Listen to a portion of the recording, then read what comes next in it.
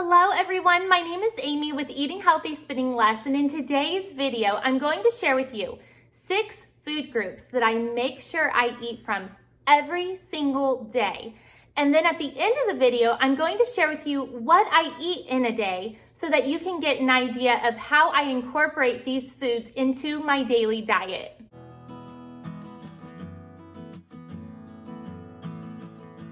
Thank you all for joining me in today's video. I'm so excited to share these 6 food groups with you.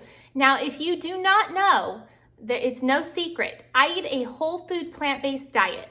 That is not actually by preference, it is for medical reasons. I went from a carnivore paleo AIP style diet to a whole food plant-based diet 5 years ago when I was dealing with autoimmune issues. And there's a whole video on this, and I will leave a link for it in the iCard so that you can watch it. But in today's video, I want to share with you why I focus on these 6 food groups and why they have been so beneficial for me. So number 1, I make sure we eat every single day without fail is grains. Grains, I'm talking wheat. Yes, wheat. Oats, rice, brown rice specifically. These 3 are actually what we eat almost every single day in some form or fashion. Let me preface this grains category by saying, if you are against eating grains, I want to challenge you to reevaluate the reasoning behind it. If you deal with autoimmune, there could be something going on in your system, and you might be eating other foods that are not benefiting your gut that are causing you to have issues with grains.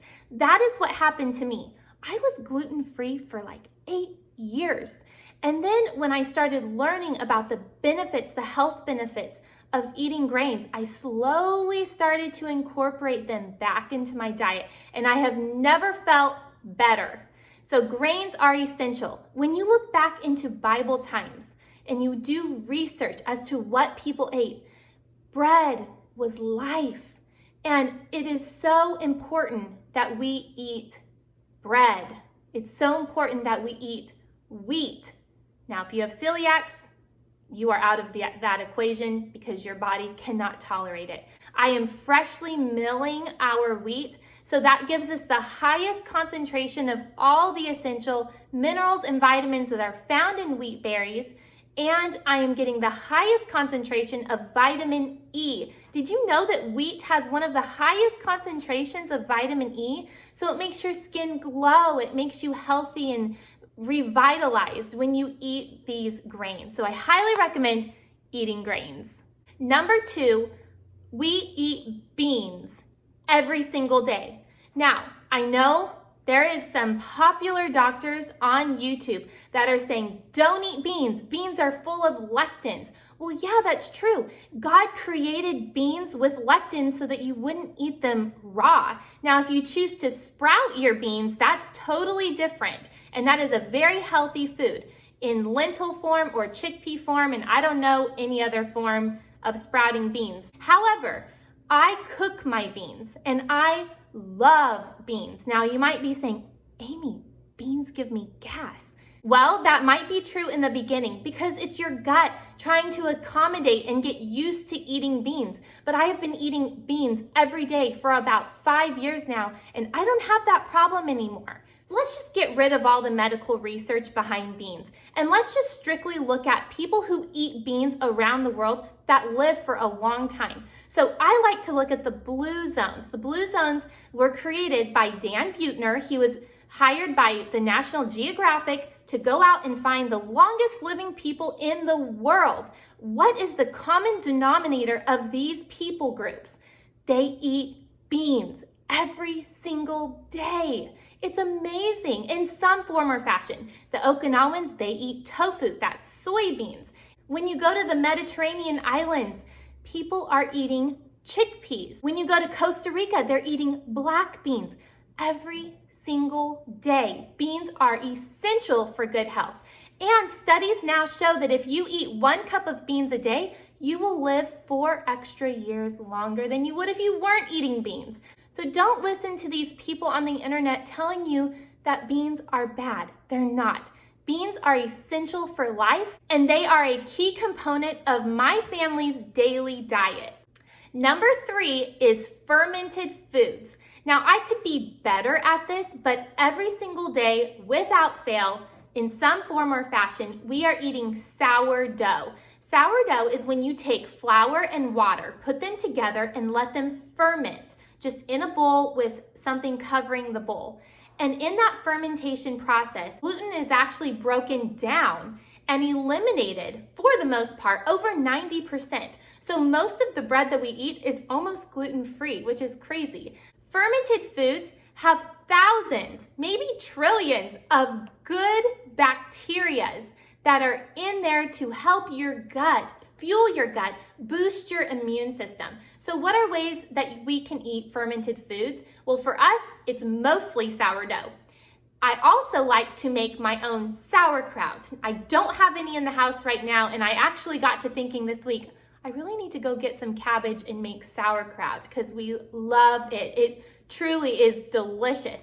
But another fermented food that you can make is pickles. We have a plethora of cucumbers right now because it's still summertime. So make pickles, ferment them on the counter, and you will have a delicious fermented food. But when you look at other cultures, they also eat fermented foods. Whether it's kombucha or kimchi, whatever it is, fermented foods are so good for you. Number 4 has to be greens, greens, greens.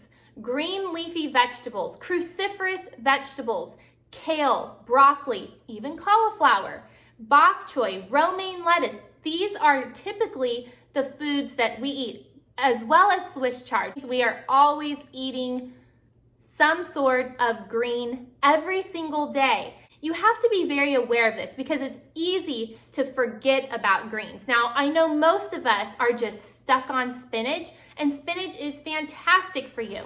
But I also like to focus on other greens as well. So spinach is a typical green that is in our house, but I like to focus on kale, and broccoli sprouts is another fantastic one. We do make broccoli sprouts or alfalfa sprouts.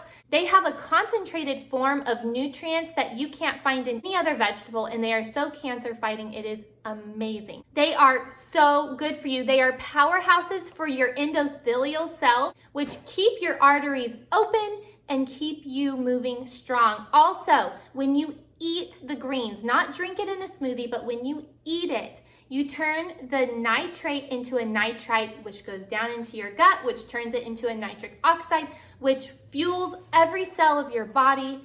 You want to eat greens every single day. Number 5 is my favorite, fruit and vegetables. I love fruit. I could eat fruit all day, every day. And I love that fruit is so good for me. As a kid, I remember staying in a hotel with my parents, and for breakfast, we'd go out to breakfast, and I would always say, can I just get a fruit platter? Oh my goodness. One time we were in DC, and the hotel we stayed at served the fruit platter with a chocolate sauce. And I just thought, this must be heaven because it was so good. It was my favorite breakfast, and I look back on that and I just loved it. So fruit is so good for you. Why? Because it's full of fiber. And what's great is there's so many different fruits that offer different benefits. You have blueberries, peaches, strawberries, bananas, mangoes, avocados, tomatoes. These are the typical fruits that you will find in my house. I always have frozen mango on hand. And then every summer, I purchase peaches from a local farmer. In my freezer right now, I have sliced peaches, plums, nectarines, and apricots so that we can enjoy them all year long. Fruits and vegetables have vitamins and minerals that other foods might not have. So it's important to have a variety, to not just get stuck on oranges, apples, and bananas. And yes, we eat plenty of those, but you want to have a rainbow of vegetables. Whatever is on sale, whatever is in season, focus on those and just eat them to your heart's content. You are going to feel so much better than snacking on chips or a candy bar. I promise. And last but certainly not least, number 6 is nuts and seeds. And the reason why I make sure that we focus on these every single day is because they are good, healthy fats. Now, not just that, but chia seeds, flax seeds, these are fantastic for your body. Chia seeds are a great prebiotic that's so good for your gut health and great for cleansing your liver and just getting rid of toxins that get stuck in our body. So what do I focus on? I focus on walnuts. Walnuts is probably the #1 nut, and eating a small handful of those every day is fantastic for you. I also love pistachios. That is my very favorite nut, is pistachios.